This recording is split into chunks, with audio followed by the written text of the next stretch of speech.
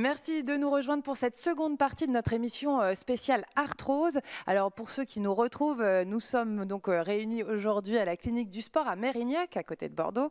Et il faut savoir que donc à quelques pas d'ici verra le jour le centre d'arthrose d'ici la fin de l'année prochaine. Un centre qui réunira tous les experts autour de la maladie de l'arthrose. Alors dans la première partie, on a vu un petit peu ce que c'était que l'arthrose. On a expliqué cette maladie, on a vu la prévention, les traitements. On parlera dans cette seconde partie notamment de l'intervention chirurgicale, mais avant toute chose, on va revenir peut-être sur un aspect qui a été abordé avec les premiers invités, qui est l'injection. Il faut savoir que l'injection, elle est faite par un rhumatologue, elle peut aussi être faite par vous, monsieur Alain Sylvestre, docteur Alain Sylvestre, vous êtes radiologue, et vous faites des injections parfois. Quel est l'intérêt de le faire par un radiologue? Comment ça se passe? Oui, alors en fait là, il s'agit de la radiologie interventionnelle Oui. que nous pratiquons ici à la clinique. L'intérêt, c'est de pouvoir se guider avec des moyens d'imagerie, ou radiographie, ou échographie, ou scanner, pour pouvoir faire une injection la plus précise possible et être certain qu'on est bien, en l'occurrence pour l'arthrose, dans la cavité articulaire. Pour bien comprendre, vous avez l'image en direct à côté? Comment Oui, ça se c'est passe? ça. On injecte le produit, on a le contrôle sur écran directement du produit qu'on injecte. D'accord. Et pourquoi dans certains cas, ça s'impose, cette méthode? Parce que c'est pas toujours facile de faire une injection sans avoir de guidage, parce que les articulations sont profondes. Ouais. Chez certains patients obèses où l'articulation est assez enfouie, on peut avoir des difficultés sans guidage.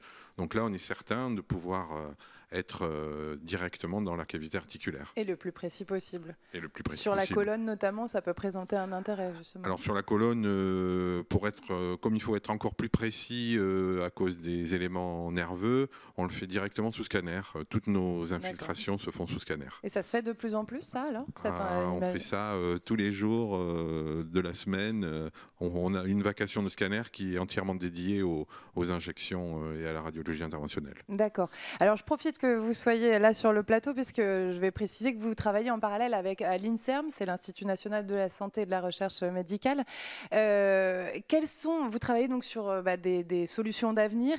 Quelles sont les pistes et les espoirs pour le traitement futur de l'arthrose? Alors, comme on l'a déjà dit, jusqu'à maintenant, on n'avait pas les moyens de guérir la maladie, puisque dès que les lésions étaient initiées, la maladie évolue inéluctablement, alors plus ou moins vite, plus ou moins douloureusement, mais pour nous médecins, le plus important c'est quand même de guérir, puisque c'est notre logiciel. Donc là, on essaye en l'occurrence de mettre au point des thérapies pour guérir l'arthrose, et les thérapies actuellement qui se dessinent, ce sont les thérapies cellulaires autologues avec les propres cellules du patient. Alors on a parlé un petit peu du plasma enrichi en plaquettes, qu'on pratique maintenant en soins courants, et dans un avenir, j'espère le plus proche possible, de pouvoir faire des thérapies cellulaires avec des cellules souches qu'on va injecter chez le patient et qui vont pouvoir, nous l'espérons, régénérer le cartilage. Alors, où en est la recherche là? Pour l'instant, vous êtes à quel stade? Alors, en ce qui concerne le plasma enrichi en plaquettes, les recherches montrent qu'on a une bonne réponse clinique sur la douleur et la fonction. Toutes les études et toutes les cohortes qui ont été faites par la communauté scientifique montrent que les résultats sont meilleurs avec les injections de plasma enrichi en plaquettes qu'avec l'acide hyaluronique, les corticoïdes ou les autres. Donc, ça sera peut-être sur cette voie-là. On pense sur la bonne voie. Pour être très honnête, on a encore plus de questions que de réponses sur les mécanismes d'action, sur les doses qu'il faut injecter, la fréquence et tout ça. Et donc ça, c'est les soins courants. Et là, c'est l'objet de mes recherches à l'INSERM. Je travaille sur les cellules souches issues de la moelle osseuse du patient. Donc on fait un prélèvement de moelle osseuse, on récupère les cellules souches et on les injecte. Alors pour le moment, on n'a pas l'autorisation de faire ces pratiques chez l'humain, mais on fait des essais chez la souris et là chez le mouton, qui est plus proche de l'homme que la souris, et on a de bonnes réponses avec d'authentiques régénérations du cartilage. C'est ça, hein. Donc on est bien d'accord, vous prélevez dans la moelle osseuse ces cellules souches, et le but c'est vraiment qu'elles se transforment en cartilage. Voilà, parce qu'en fait, les cellules souches ont la possibilité de se différencier en différentes lignées, et comme la nature est bien faite et que les cellules sont très intelligentes, Si on prend des cellules souches, qu'on les met dans un environnement de cartilage, chondral, elles vont reconnaître l'environnement et elles vont se différencier en chondrocytes. Si par exemple on les met dans l'os, elles vont reconnaître que c'est de l'os et elles vont se différencier en cellules osseuses. Voilà, donc c'est une voie d'avenir. Mais bon, je vous dis, on a encore énormément de travail à faire et énormément d'essais cliniques à mener. Et vous avez une idée des délais? C'est possible d'anticiper ça, de se dire, bon, peut-être que dans 5 ans, on aura quelque chose qui tient la route? Oui, même j'espère avant. Alors, parce qu'il y a 2 voies pour les cellules souches. Il y a la voie de la culture cellulaire, qui est une voie très compliquée, très chère, très difficile à mener avec des laboratoires de haute technologie. Et il y a la deuxième voie, c'est celle que je mène parce que j'y crois et comme il y aura à peu près 50 millions de patients à traiter en 2030, il faut des thérapies qui soient accessibles et qui soient faisables pour le plus grand nombre. On prend directement les cellules. Que vous appelez l'autologue. Voilà, des cellules autologues. Et on ne les cultive pas, on les sépare simplement des autres cellules de la moelle osseuse et on les réinjecte dans les minutes qui suivent dans l'espace articulaire avec un guidage par imagerie. Bah écoutez, merci beaucoup, docteur Sylvestre, pour toutes ces précisions. On reviendra vous voir pour suivre un petit peu l'évolution de cette recherche. Je vais appeler le docteur, on se retrouvera tout à l'heure, merci beaucoup.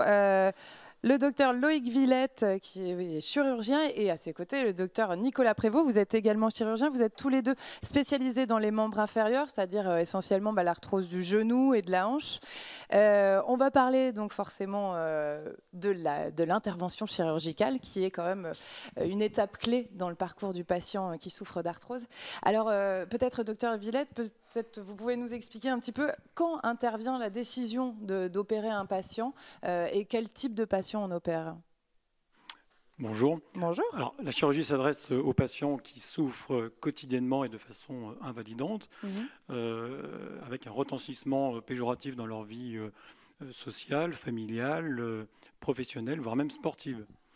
Et l'indication chirurgicale doit se poser lorsque tous les traitements médicaux dont on a longuement parlé ont été proposés aux patients et lorsque ceux-ci ne permettent plus de soulager efficacement le patient, ou bien parfois lorsqu'ils sont contre-indiqués ou lorsque leur prise au long cours risque d'entraîner des complications médicales. On le voit en fait, le parcours du patient, c'est vraiment une série d'étapes qui sont passées au fur et à mesure de l'évolution de la maladie. Voilà, c'est une prise en charge pluridisciplinaire dont le point de départ reste le médecin traitant. Et ce médecin traitant va s'aider de ses experts aux différents temps de l'évolution de l'arthrose qui pourront amener le patient jusqu'à la chirurgie s'il le faut. Tout à fait. Alors, docteur Prévost, on va peut-être voir avec vous en quoi ça consiste une prothèse. Donc, prothèse de hanche, de genou, il peut y en avoir d'autres en fonction des arthroses. En quoi ça consiste? Oui, on remplace l'articulation qui est défectueuse? Tout à fait. Bonjour. Donc, on l'a vu, donc, ce problème d'arthrose, c'est un problème d'enraidissement, un problème de glissement de 2 surfaces articulaires. Et le but de la prothèse, ça va être bien sûr de changer ces surfaces articulaires. Donc, au niveau de la hanche, il y a une surface qui va sur le fémur et une autre sur le cotyle. Et au niveau du genou, nous avons une surface sur le fémur et une sur le tibia. On va pouvoir montrer des exemples. Voilà. Et entre les deux, bien sûr, il y a le glissement qui s'effectue avec de nouveaux matériaux. Pour la hanche, c'est du titane qui est surmonté de céramique. Et pour le genou, il y a aussi du polyéthylène. Voilà, c'est donc retrouver une surface de glissement pour... on remplace les pièces, en fait. Voilà, on remplace la pièce, tout simplement. Alors, comment ça va se passer? On décide effectivement d'opérer un patient. Comment ça se prépare, une opération? Il y a une étape clé, je crois, qui est la radio préopératoire. Peut-être, docteur Villette, à quoi sert cette radio qui est faite juste avant l'opération? Enfin, juste avant, ou en tout cas peu de temps avant. Alors, juste en préambule, oui. À quel moment faut-il opérer? Ça, c'est bien au patient d'en décider. Oui. C'est bien lui qui prend la décision. Le chirurgien étant là pour valider l'indication et en quelque sorte valider le fait qu'en l'opérant, il lui rendra service. Il lui permettra de récupérer l'indolence et une bien meilleure aptitude pour les activités quotidiennes. Alors, bien sûr, on va essentiellement s'aider d'outils tels que la radiographie, parfois le scanner, et sur lesquels on va apposer ou des calques pour des films radiographiques ou bien s'aider de logiciels lorsque les radiographies sont numérisées pour adapter la taille de l'implant le plus justement possible. Oui, alors c'est ça, les radios, ça sert à se rendre compte de la taille de prothèse qu'il va falloir utiliser? En partie, pas que, hein, Ouais. c'est pour le Oui, je diagnostic, simplifie un pour peu. anticiper des difficultés dans certains cas, analyser les déformations, mais aussi à avoir une idée de la taille des implants Ouais. à utiliser, même si cette taille est finalement définie en paire opératoire. Pendant l'opération. Voilà. Mhm. Et ça sert surtout à faire un planning préopératoire et donc à définir les niveaux de coupe, notamment Ouais. pour une prothèse de hanche, Ça, c'est qui très vont important. être donc bien définis en fonction de chaque patient. On en reparlera justement de l'importance de la précision de cette coupe. Sur les calques, peut-être vous avez juste un petit exemple. Donc, tout à fait, pour aller dans le même sens. Donc, une fois qu'on a défini avec le patient l'utilité de cette prothèse, et là on va prendre l'exemple d'une prothèse de hanche, sur les radios simples que le patient nous porte, nous allons estimer bien sûr plusieurs choses: la taille de la prothèse, le niveau de coupe, on l'a vu, et puis l'orientation de cette prothèse. Voilà, tout ça bien sûr est fait pour avoir une prothèse optimale, et bien sûr le problème actuel, ça va être la longévité de cette prothèse, et il faut la première des choses, c'est bien sûr bien la poser. Bien sûr. Alors pendant l'opération, j'ai eu la chance d'assister à une opération, une pose de prothèse de genou. Bon, pour un néophyte, c'est forcément très impressionnant, hein. Mais tout est fait quand même pour que ce soit le moins traumatisant, et puis pour que le post-opératoire se passe le mieux possible. Quelle technique vous mettez en place durant l'opération pour que justement l'après-bloc opératoire se passe le mieux possible? Eh bien, la prise en charge, bien sûr, est globale. On l'a vu depuis le début, c'est vraiment un travail d'équipe. Et on travaille beaucoup avec les anesthésistes. Et donc, pour ça, il faut que le patient soit très bien pris en charge. Après, il y a des problèmes de saignement, bien sûr, péropératoire. Là aussi, on a des produits qui nous permettent d'avoir des saignements minimes. Et puis après, la douleur, bien sûr, la douleur pendant l'intervention et surtout après l'intervention, qui sont des problèmes très importants à régler. Oui, la douleur, par exemple, vous avez affiné un petit peu. Je discutais avec un anesthésiste qui expliquait que voilà, il y a des manières d'anesthésier le patient qui font qu'il va pouvoir récupérer beaucoup plus vite, avoir moins mal, mais récupérer plus vite. Tout à fait. Alors, l'anesthésiste a plusieurs moyens. D'abord, son anesthésie générale ou péridurale, mais aussi il y a des infiltrations, ce qu'on appelle des blocs, qui permettent d'anesthésier le membre opéré pour que la consommation de produits anesthésiants soit moins importante et que par la suite, au moment du réveil, le patient n'est pas mal et puis puisse soit marcher, soit rééduquer le membre opéré. On parle aussi d'opérations mini-invasives. Qu'est-ce que c'est? Alors là, c'est une évolution un petit peu même si c'était quelque chose d'assez ancien, mais ça nous permet d'avoir des évolutions immédiates, c'est-à-dire sur les premiers jours, qui sont très intéressantes, surtout sur la douleur, et qui permettent d'avoir une chirurgie donc moins douloureuse et qui permet des hospitalisations courtes. Donc même l'ambulatoire pour la prothèse de hanche, qui se fait ici à la clinique, donc des patients qui rentrent le matin et qui sortent le soir. Et oui, alors ça, on va en reparler tout à l'heure, mais c'est vraiment impressionnant quand on voit une opération et qu'on se dit que le patient va remarcher le jour même, c'est assez incroyable.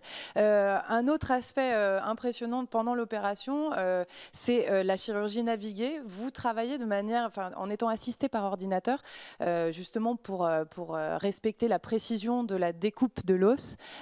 Comment ça se passe? Vous utilisez quels outils pour ça? Alors, effectivement, la santé ne fait pas exception aux autres domaines et profite largement du développement des outils numériques pour plus de sécurité, de fiabilité et de précision. Et on a notamment à notre disposition ce qu'on appelle la CAO, ou la chirurgie assistée par ordinateur, qui est appliquée très largement au genou. On peut l'appliquer à la hanche, à la chirurgie prothétique de l'épaule également, qui consiste donc à amener l'ordinateur ou l'informatique au bloc opératoire. L'acte opératoire est informatisé, il est donc plus précis et plus reproductif, plus fiable. Et alors, ça se passe comment? Vous avez des outils qui permettent de localiser où vous êtes exactement sur l'os? On dispose d'une caméra infrarouge, d'un ordinateur avec un moniteur, et on place des capteurs fixes sur le tibia et le fémur pour la chirurgie prothétique du genou. On va numériser des centres de rotation des articulations de la jambe. On va numériser des points importants. Et le logiciel va redessiner la carte anatomique du genou ou de la hanche en cas de chirurgie de hanche. Et nos instruments que l'on utilise pendant l'intervention pour réaliser les coupes osseuses sont aussi reconnus par cette caméra. Et on va pouvoir donc naviguer, c'est-à-dire déplacer comme on le souhaite ces guides de coupe, nous permettant de faire donc des coupes au millimètre près ou au degré près et de poser le plus justement possible dans les 3 plans de l'espace les implants. Ouais, c'est vraiment impressionnant de voir à quel point la technologie s'est invitée dans le bloc opératoire. Bien entendu, il y a de nombreux aspects technologiques, mais celui-là était vraiment impressionnant. Est-ce qu'il y a d'autres aspects, d'autres innovations qui vont arriver dans les blocs opératoires d'ici quelques années? De quoi on parle entre chirurgiens en ce moment? Alors, nous parlons essentiellement de la durée d'hospitalisation et surtout sur le bien-être du patient après ce type d'opération. Je pensais surtout, pardon, mais sur les innovations, peut-être, on parle de casques de réalité virtuelle. Peut-être M. Villet qui va en parler. Mais effectivement, oui, sur l'avenir, est-ce qu'il va y avoir des technologies à développer? Les casques de réalité augmentée vont s'inviter dans les blocs opératoires. La chirurgie orthopédique robot-assistée, dont les premières expérimentations ont lieu dans les années 90, est maintenant parfaitement mature. On a des appareils qui sont fiables, prometteurs. Le seul inconvénient, ce sont leurs prix et j'espère qu'on aura des évaluations médico-économiques favorables, dans notre sens, pour que ces robots... Ça consiste en quoi, ces évaluations? Eh bien justement, d'étudier le bénéfice de l'utilisation de ces robots par rapport à leur coût. D'accord. Donc si ces évaluations sont favorables, ces robots rentreront dans nos blocs pour davantage de précision et d'analyse dynamique des articulations au cours de la chirurgie. Qu'est-ce qu'on gagne à ce que ce soit le plus précis possible? Qu'est-ce que gagne le patient? Il ne se retrouve pas du coup avec une jambe plus courte? Non, ça va au-delà. On sait qu'aujourd'hui, les prothèses toiles de genoux ou de hanche donnent d'excellents résultats, mais on peut encore être meilleur et je crois qu'on sera encore meilleur avec davantage de précision. Et c'est aussi l'idée qu'on va s'approcher d'une chirurgie plus personnalisée. Oui. On a des standards de pose aujourd'hui pour des prothèses de hanche ou de genoux avec de très bons résultats, mais il y a encore des imperfections et avec la connaissance que l'on a du rapport entre les articulations de la colonne, du bassin, de la hanche et du genou, on va, je pense, pouvoir personnaliser la pose des implants à chacun des individus et non plus le faire de façon plus standard. Oui. Ouais.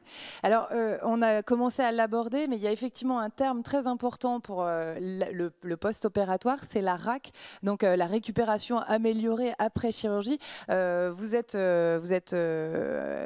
soutenez forcément cet aspect-là puisque vous êtes président du comité RAC. En quoi ça consiste en fait? Finalement, c'est une manière différente d'aborder le post-opératoire, une manière d'avoir des réflexions différentes? C'est une manière différente d'aborder la chirurgie prothétique dans sa globalité. Le patient est mis au centre de sa pathologie. C'est un petit peu une philosophie, mais le patient sait ce qu'il va avoir, parce qu'après avoir vu tous les traitements, il sait qu'il va avoir une prothèse. Et maintenant, il faut que cette prothèse se fasse dans les meilleures conditions et que surtout, elle sera dans les suites la moins douloureuse et qu'elle lui donne une vie la plus normale possible, le plus rapidement possible. Mais vous disiez tout à l'heure, on peut marcher dans la même journée, on se fait opérer le matin, le soir Donc on ça marche. a des avantages, parce que c'est pas que de la sortie immédiate, mais ça limite les risques de phlébite, par exemple. Donc les risques d'infection, parce que le patient ne va pas rester. Pourquoi ça limite ces risques? Parce que le patient ne va pas rester en milieu hospitalier, donc il va rentrer chez lui. On sait que les risques sont moins importants.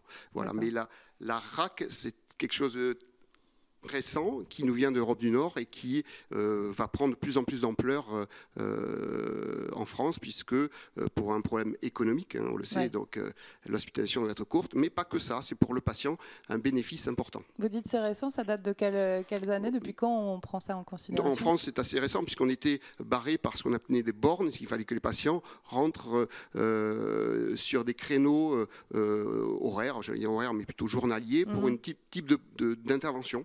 D'accord. Donc donc maintenant, c'était standard. voilà, c'était réglé et maintenant on est un peu plus libéré de ces contraintes et on peut proposer donc des prothèses de hanche en ambulatoire. Mais ce qui est impressionnant aussi, c'est que finalement, ça procède parfois de choses assez anodines. Par exemple, le fait que le patient, dès qu'il sort de son opération, il n'est pas habillé en malade, mais il est habillé en tenue de ville. C'est des choses comme ça qui font qu'on part, on est différent dans sa tête, donc différent dans son corps. Le patient a tout à fait compris.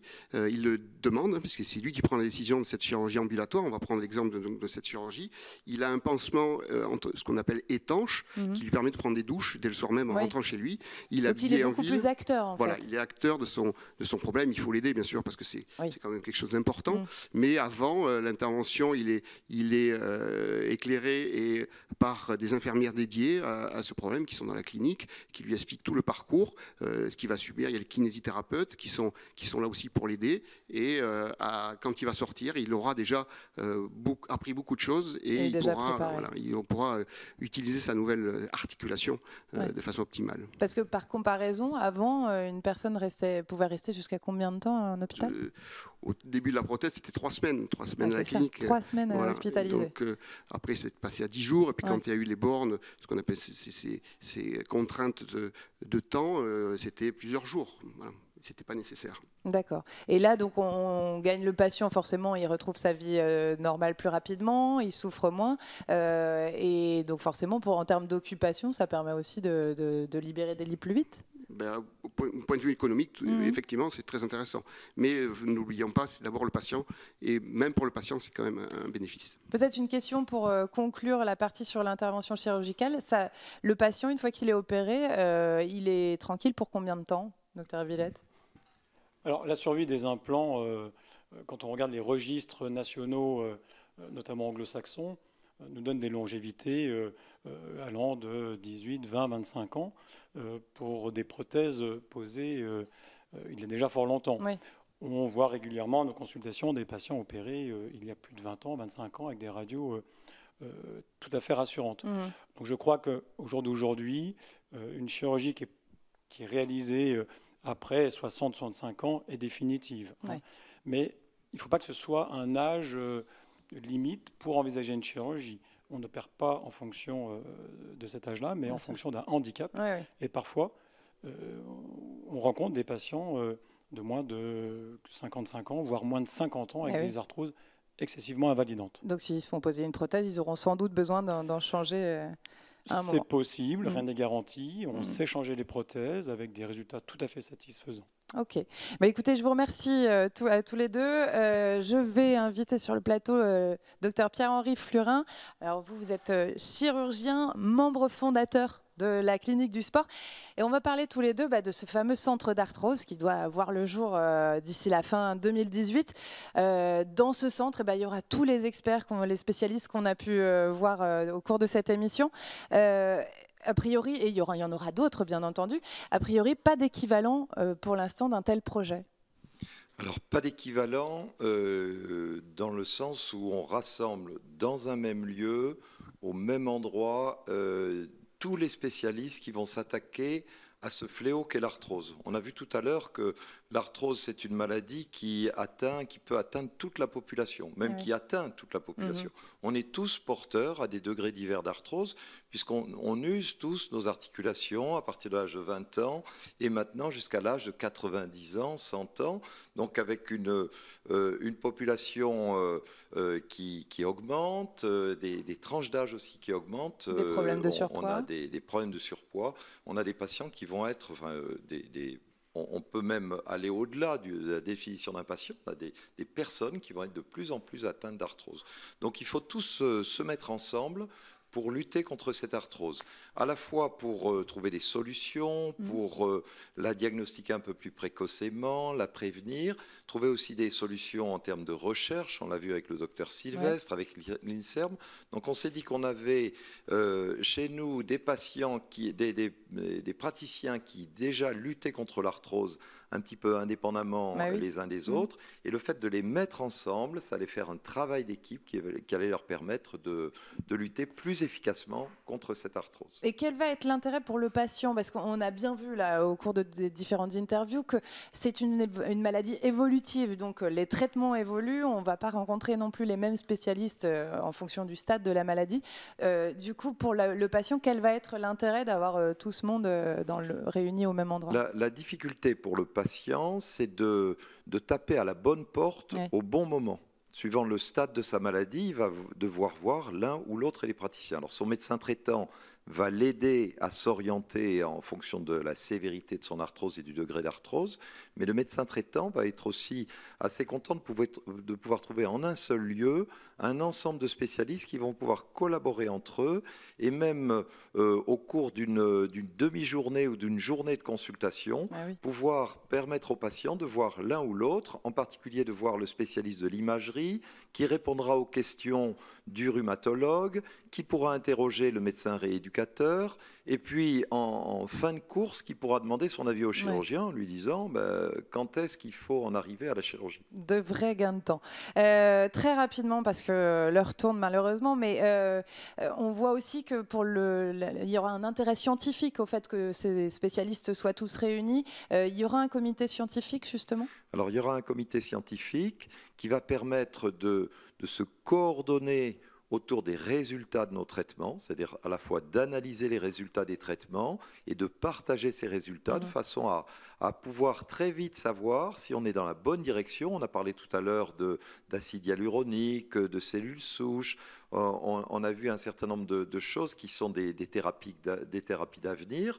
Et il faut très vite savoir si ces thérapies sont efficaces. Donc il va falloir faire de la recherche clinique et puis collaborer avec les chercheurs fondamentaux pour pouvoir faire accéder aux patients à toutes ces technologies d'avant-garde. Très bien, merci beaucoup Dr Flurin. C'est déjà l'heure de se quitter. Je remercie donc tous les spécialistes d'avoir répondu à ces questions autour de l'arthrose. À très bientôt.